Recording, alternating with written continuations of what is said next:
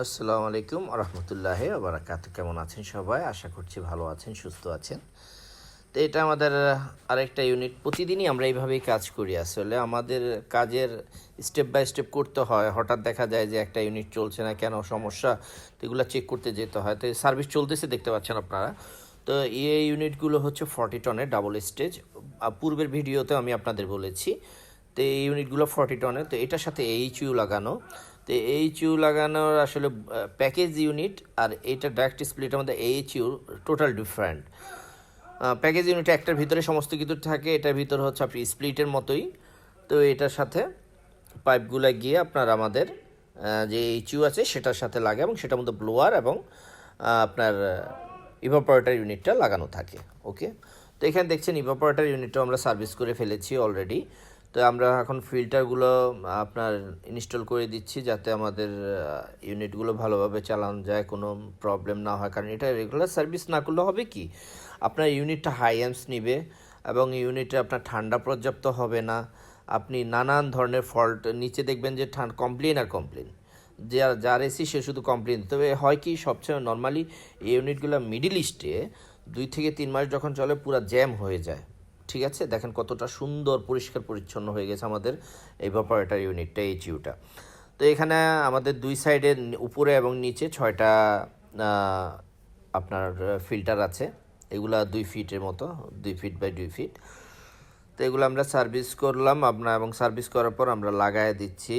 প্রত্যেকটা জিনিস খুব সুন্দরভাবে, একটু ভালোভাবে বেশি পানি দিয়ে পরিষ্কার করতে হবে যাতে নেট অ্যান্ড ক্লিন হয়ে যায়। একদম সাদা ধবধবা হয়ে গেছে দেখেন, যে কিছু পানি থাকার কারণে এখনও কালো কালো। তো এটা যখন পানিটা একদম নেমে যাবে একদম পরিষ্কার দেখা যাবে।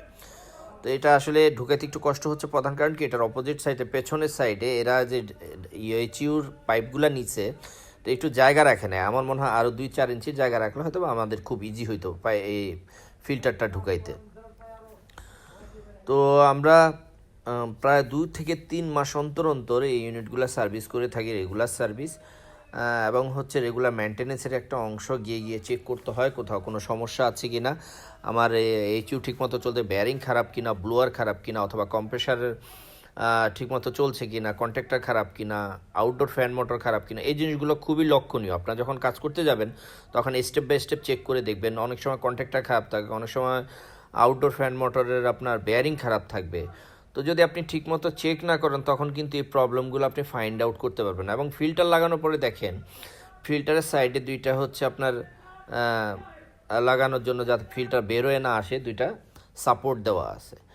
তো এই জিনিসগুলো আসলে আমরা যখন কাজ করব খুব সঠিক ও সুন্দরভাবে করব যাতে আমাদের প্রবলেম না হয়। এবং কাভারটা ভালোভাবে লাগাই দিতে হবে, লকগুলো যাতে সুন্দরভাবে লাগে এবং হঠাৎ করে দেখা যায় যে কোনো কারণে যেন এগুলো ছুটে না আসে, বের হয়ে না আসে। তা আমরা আসলে ইউনিটটা চালায় দিলাম। চালায় দেওয়ার পর আমরা অ্যাম্পসও চেক করছি, সমস্ত কিছু চেক করছি। এখানে অপোজিট সাইডে আরও লোক আছে। তা আমি এই সাইড দেখেন এখানে আইস চলে আসছে, কারণ হচ্ছে ব্লুয়ারটা আমরা এখনও চালাইনি। তো আপনার যদি অনেক সময় দেখা যায় বেল্ট খারাপ থাকে বা ব্লুয়ারের স্পিড ঠিক না থাকে তখন কিন্তু আইস চলে যায়, যে আইসটা মেল্ট হয়ে গেছে। এনিওয়ে, তো আসলে কিন্তু আমি প্রতিদিনই আপনাদেরকে নতুন নতুন ভিডিও দিই এবং আপনাদের জানানোর চেষ্টা করি যে কী কাজ করছি। আমার অনেক নতুন ভাই আছেন যারা এগুলো দেখে উপকৃত হবেন। তো আপনারা নতুন কি জানতে চান আমি সবসময় বলি আমাকে জানাবেন। ধন্যবাদ, আল্লাহ হাফেজ।